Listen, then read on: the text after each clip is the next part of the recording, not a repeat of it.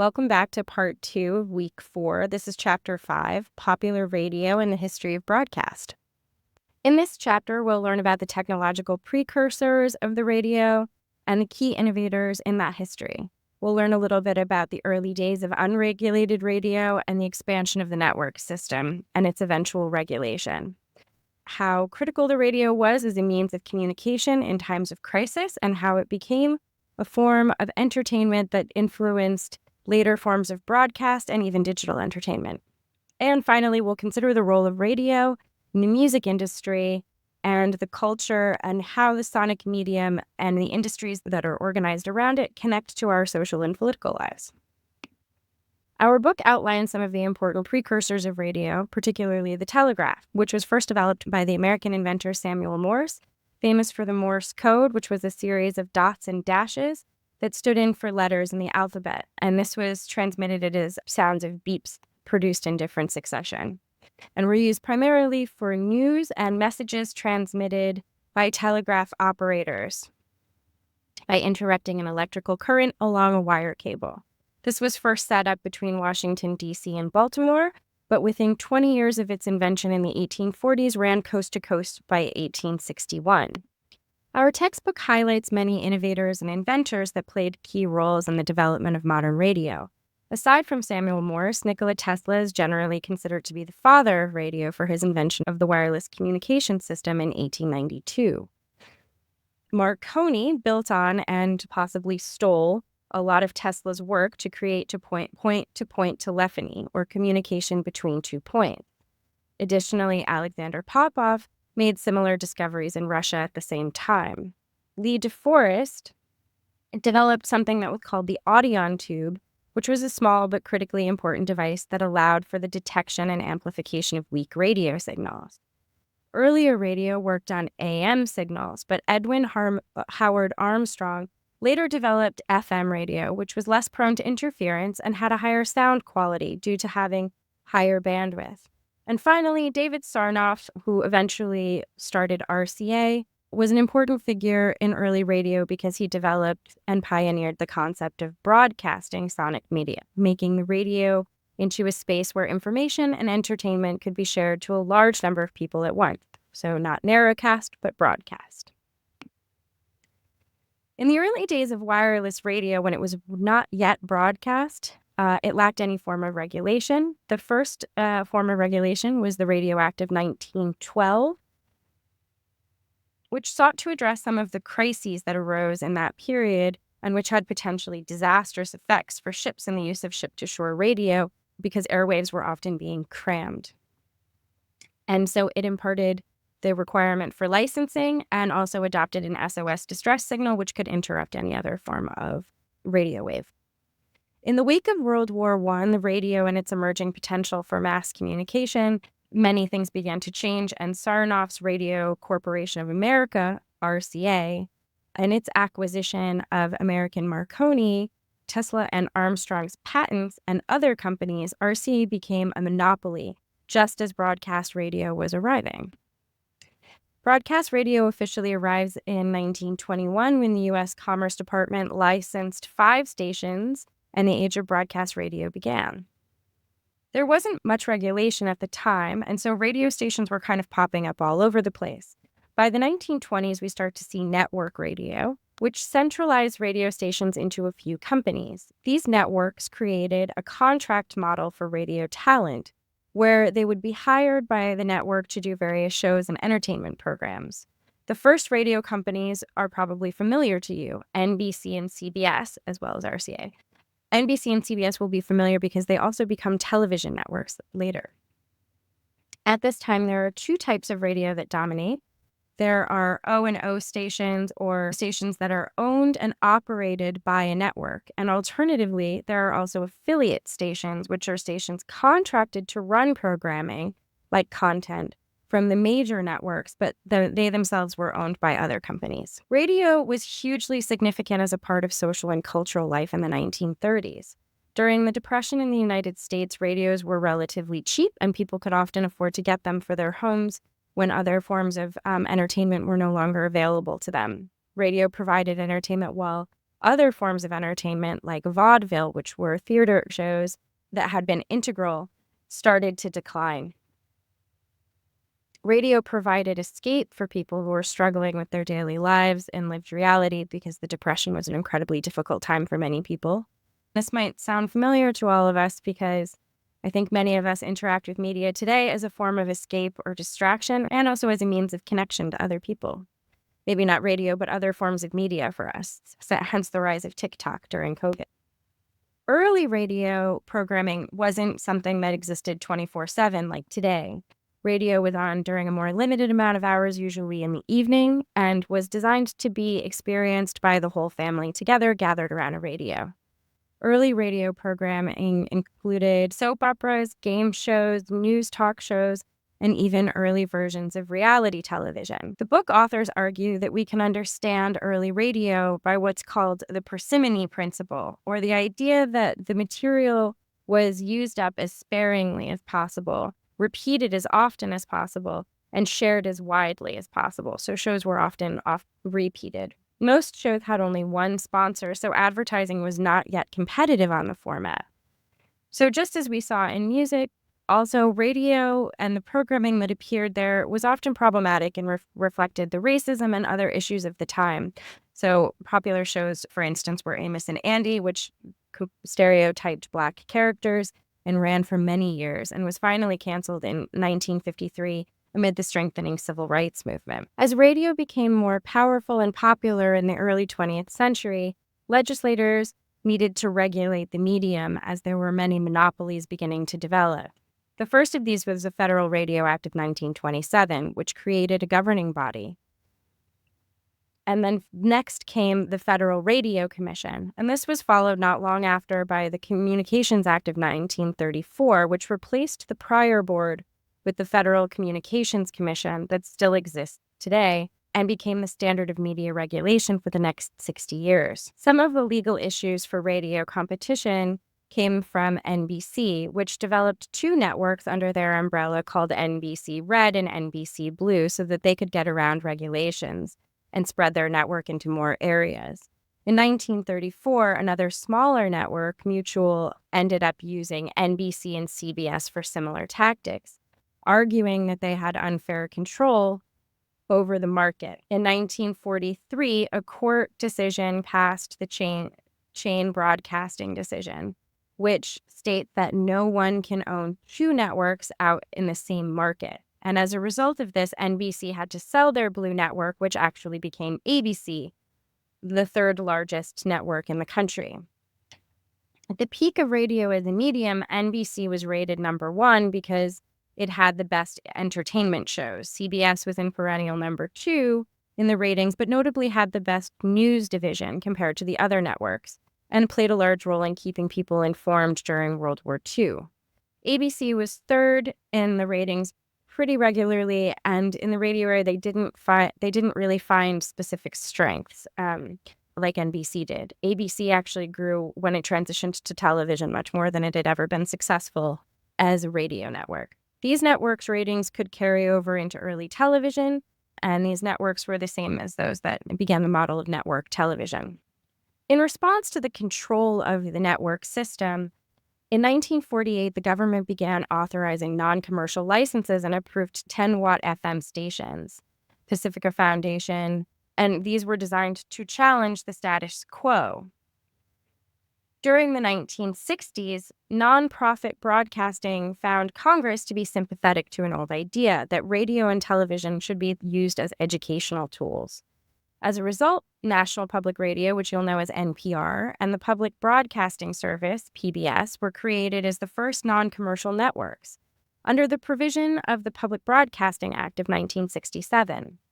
And the Corporation for Public Broadcasting, CPB, NPR and PBS were mandated to provide alternatives to commercial broadcasting. Today, NPR's popular news and interview programs such as Morning Edition and All Things Considered are thriving and contributing to the network's weekly audience of 32 million listeners. Over the years, however, public radio has faced decreasing government support and the threat of losing its federal funding. In 1994, a conservative majority in Congress cut financial support and threatened to scrap CPB, the funding authority for public broadcasting. And again, in 2011, the House voted to end financing for CPB, but the Senate voted against that measure. Consequently, stations have become more reliant on private donations and corporate sponsorship, which can cause some public broadcasters to steer clear of controversial subjects, especially those that critically examine corporations upon whom they are now more dependent for donations. Another important innovation in radio leads to its increased popularity and the home for it that I think most of us are still familiar with. The car suddenly becomes an important place for the radio because of the development of transistors. Transistors are small electrical devices that receive and amplify radio signals and make radios portable. So the expansion of portability of the radio, the rise of FM radio at the same time, and eventually the growing popularity of television together worked to change the format and programming on radio.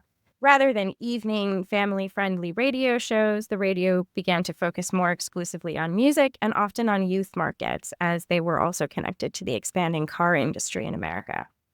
The top 40 format radio was formula-driven and management-controlled programming, playing top songs, the top 40, the 40 most popular hits of that week, measured by record sales.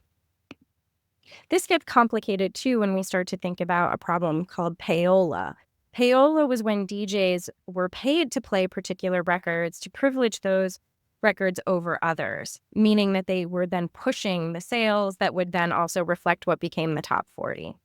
One of your media this week is a short TikTok that explains how rock and roll developed in part through the gatekeeping of the music industry, the way that they would look for white singers to sing music that had previously been played by Black musicians. This is connected also to the system of payola and the appropriation of Black artists' work, in that even if Black artists were making these recordings, radio stations were still being paid primarily to play white musicians.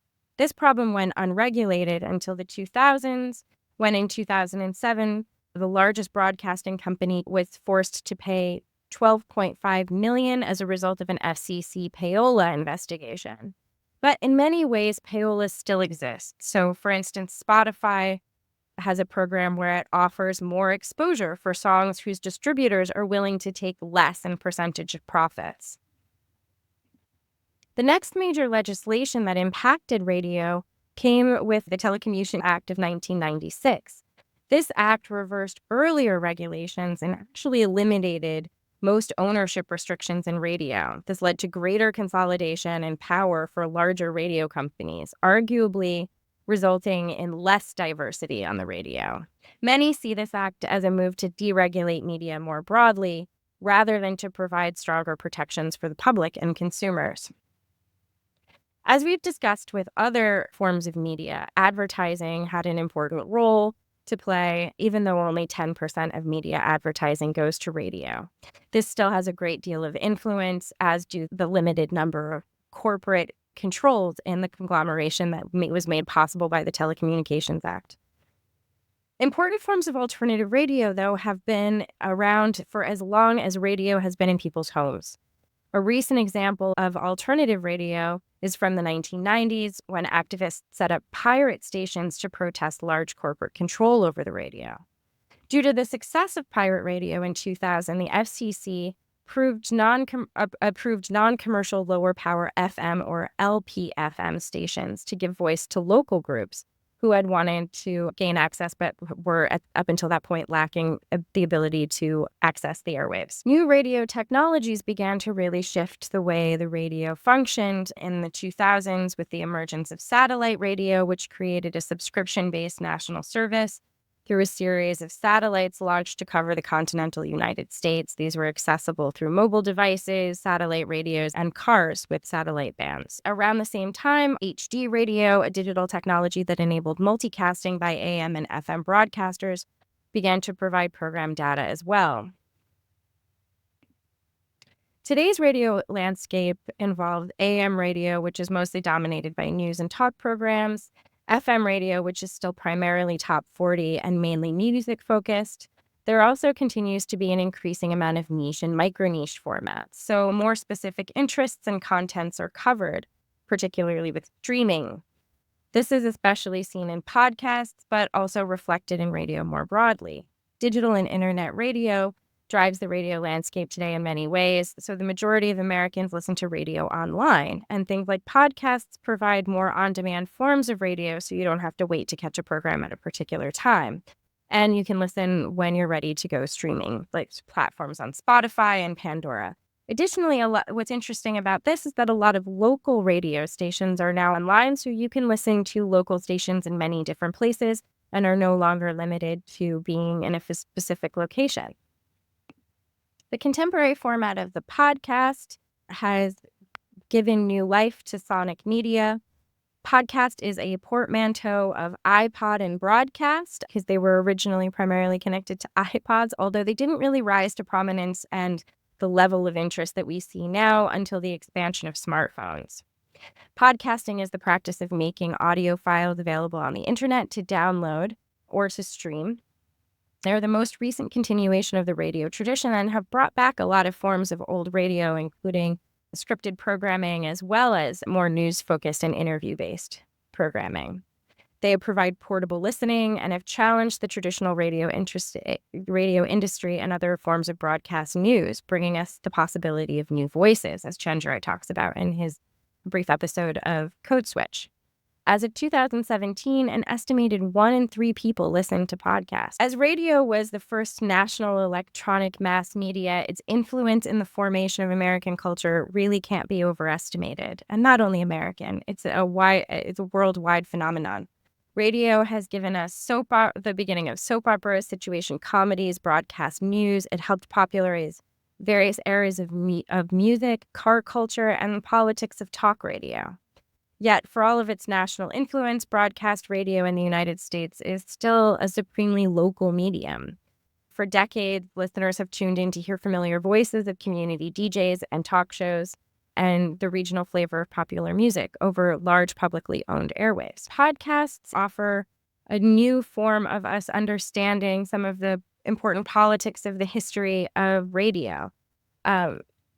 Podcasting gives us an opportunity for intimate and authentic connections. There are more than 400,000 podcasts currently available, and 45% of all of those podcasts really try to address society and culture in the way that a lot of historic radio programs also did, forming an important political force in America, although definitely one that's still siloed and not broadcast, right? So we choose what to listen to as opposed to all sharing in the same experience in the way radio was popular, particularly in the Depression. Sonic media can give us cross-cultural connections, whether that's listening to music from different cultures or having access to radio programs from other places.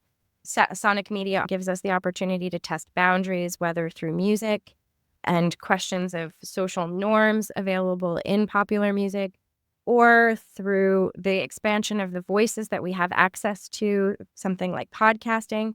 It gives us the possibility of a sense of intimate and authentic connections on complex issues, particularly in podcasting, but also in other forms of radio and music commentary. It forms a possibility for free expression and changing culture. It also gives us an opportunity for different forms of storytelling than we have available to us in large formats that are really financially demanding, like television or film. However, there are a lot of challenges that also come with sonic media, tensions between, like we also see in other forms of media, so tensions between the creative and profit motives that have definitely affected the way that music is made, produced, and shared, as well as other forms of media, including sonic media, like all forms of media, often reproduces and amplifies inequalities in culture. We see this in the siloing of talk radio. We see this in the problems of old programming, like Amos and Andy. And also the final question that we have of how to handle the challenges of sonic media is, what do we do to regulate sonic technologies and ownership of these massive corporations that have control over what we have access to? That's it for this week's lectures. I just wanted to quickly run through what your assignments are for the week again. So for your read, listen, and watch, chapters 4 and 5, you also have a whole lot of options for audio media that you can choose from for your participation activity, which is going to be, again, one more time practicing that 5-step process of analyzing media. If you have any questions about that, or if you feel like what you've done in the past wasn't what you felt like you were supposed to do and you want to know more about that, let me know. Please come to an office hours. I feel like I've only seen a couple of you at office hours so far, but I get a lot of questions from you via email. And a lot of times the answer that I would give you in an email is going to be the same as the one that's already in the syllabus or in announcements that I've sent. So I think some of you, what you might really need is just a chance to check in and have a conversation. So I encourage you guys to either come to existing office hours or send me times that work for you if the 5 to 6 on Monday doesn't, which is understandable. It's not going to work for everybody. We have another round of mini lectures coming this week. Our classmate last week did a great job. So you guys have seen some really good examples, and hopefully the people coming up for this next week are excited about what they're going to be doing. I really look forward always every week to seeing what you guys do for your mini lectures. You have your first writing analysis option that is a full-blown study where you're actually going to be talking to people and collecting data. If you have any questions about how to do that, please let me know. What I want from you guys in this is to be really diligent about how you're collecting your data. It helps if you put it in a table so that you don't spend so much time writing prose describing the answers that you got to your questions. So you make a table of the questions, fill in the answers. To answer a question that I've gotten from a lot of people about the writing, and I've sent this in announcements as well and in an email, but I just want to remind you, you only have to do 2 writing analysis option projects for the whole semester. These are essentially like in place of a midterm and an exam. So they should be something you're putting a lot of effort and time into. These are both worth 12.5 point each. So together, 25% of your grade, same as an exam would be compared to the rest of your other assessment models. Take your time, do them well. If you have questions while you're working on it, let me know. And to clarify on the deadlines, I have to put in a deadline in Canvas in order for things to show up on people's to-do list because a lot of you guys don't like to use the module page or the home page to navigate things. You only look at what's due. So I always put a due date on these for the week because I want you guys to be working on them in the week they're assigned because that's the week when we're talking about the kind of things that are going to inform your analysis. But they're never due exactly at that time. I will take them 2-3 weeks later, as long as they are still engaging with the materials in the textbook and the dialogues of the lectures that week, right? So take your time, write them yourself. Don't feel pressured or tempted to use AI because you're scrambling for time.